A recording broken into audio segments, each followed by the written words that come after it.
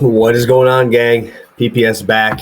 We are back going into a new region. We're going to the East region today. And this is a very, very, very fun region here to go into. Personally, I think it's probably the best region all around here. We have a Baylor in the 1 seed, UCLA at the 4, Purdue 3, Kentucky 2. Man, just a really fun group here. Like I said, probably the deepest group, best top 4 for sure, with the ability to bring in Kentucky and Purdue on that bottom half. Would be an absolute banger there. I think Purdue wins that one if they get through there. Honestly, I don't think Baylor's a 1 seed. I think they're the weakest 1 seed of all of them. Kansas not far behind. I'm not a huge fan of either one of those two. Obviously, Arizona and Gonzaga are my 2 top teams, probably finding their way to the Final Four. But the bottom 2, not so much. I'm pretty open on those. And I'm very excited for a few of these games.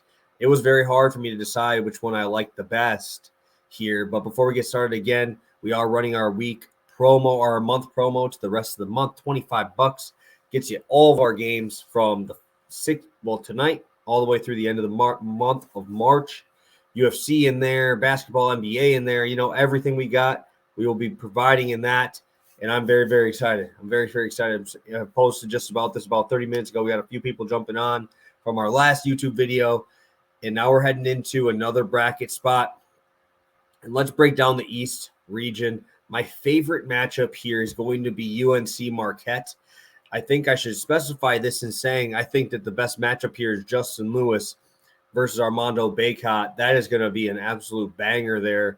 You don't really see many of these fast-paced teams like this go at each other first in these first-round games.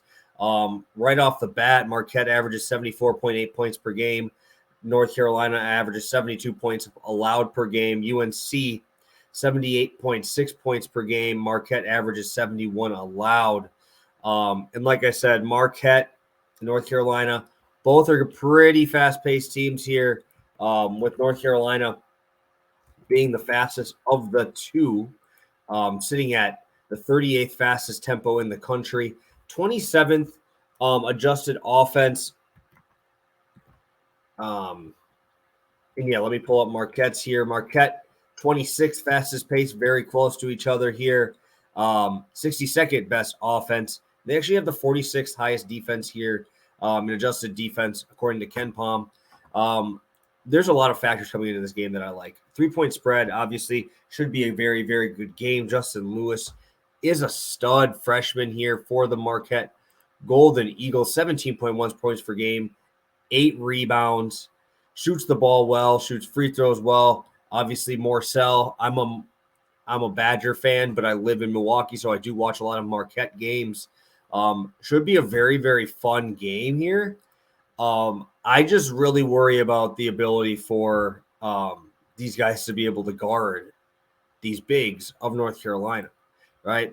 North Carolina is absolutely massive, right? You look at Caleb Love, you look at Bacot, Manick is huge, right? These guys are some big dudes, right? You got Manick sitting at 6'9". Obviously, Bacot is an absolute freak, most double-doubles in the country. He's 6'10". I just don't think they'll be able to handle this size. I think Marquette loses first round here. It's tough because I am from Wisconsin. I am cheering for them, obviously. But this team is another level, man. 22 double-doubles this year for Armando Bacot. I think they're going to be tough. They're going to be very, very tough here. Pace should be fun. Should be a fun game to watch. The reason why, obviously I said I don't like Marquette here, and the reason why is not only because of the size, but the numbers that go with that, okay? UNC is the 14th best offensive rebounding team in the country. Marquette is the 6th worst. Right there alone, I'm going to probably be betting player props on Bacot pretty heavily. All these putbacks in there, like even Manick's ability to shoot and be able to rebound at the size that he is a problem. Marquette just really isn't able to deal with the bigger size. In the Big East, you really don't see many of these dudes like a Bacot like a Kofi Cockburn, like a guy who can actually take over the game in the paint, right? You look at Nova, they really don't have a guy who's an elite rebounder like a Baycott there. Even if you go all the way around, like you go Creighton, you go to all these other teams, there's really not anybody that is a Baycott-like player, Kofi Cockburn-like player, or a Timmy-type player, So when we're looking at this, I have to take UNC. They're just too big. They're just really too big. That's really what it comes down to. I really like points in this game. 152 is very high for a first-round matchup, though, so I'd probably be staying off of that. But yeah, Marquette, though, can stay in games. They have Justin Lewis, who is an absolute beast. I've been to 2 Marquette games this year. They can shoot the ball. Marquette on the season really hasn't shot threes as well as they have as of late. They're sitting at 35% from 3. That's really what UNC struggles to stop, right? They're 256 in the country in three-point percentage allowed, 200th in field goal percentage allowed. Marquette is top 100 in that category, shooting 46%. And obviously Marquette shoots the free throw well too. So very fun game. If I had to lean aside, I would take UNC. I will not be having a bet in this game. If anything, I'd probably be betting a player prop on Mr. Armando Baycott here as we head into our favorite sleeper. Sleeper's going to be Murray State, man. Murray State is absolutely unbelievable. They're the top winning streak going into the tournament this year. I think it was 20. I think it was 20 points or 20 games. That's unreal. Number one. And really no one talks about these guys, right? They're OVC. Belmont's a good team there. They beat them. They're a 7 seed. And I might be throwing a hammer on Murray State money line. San Francisco is only a 1.5-point dog in that one. I think that's crazy. Murray State is so athletic. They play fast. They play fun. They're very loose. When you look at Murray State, they really are a tough team to handle because they are able to slow the game down if need be. They are the 35th most efficient offense. They're the 40th most efficient defense. Their pace is low, but when you see them play against faster teams, they excel there too if they need to, right? Going into some numbers of their players, when we look at teams that have the ability to win in March, right, lower seeds, right, you look at Oral Roberts. Yes, they weren't expected to win. They were 15.5-point dogs, but they had Asmus and they had O'Banner of being able to score inside and out.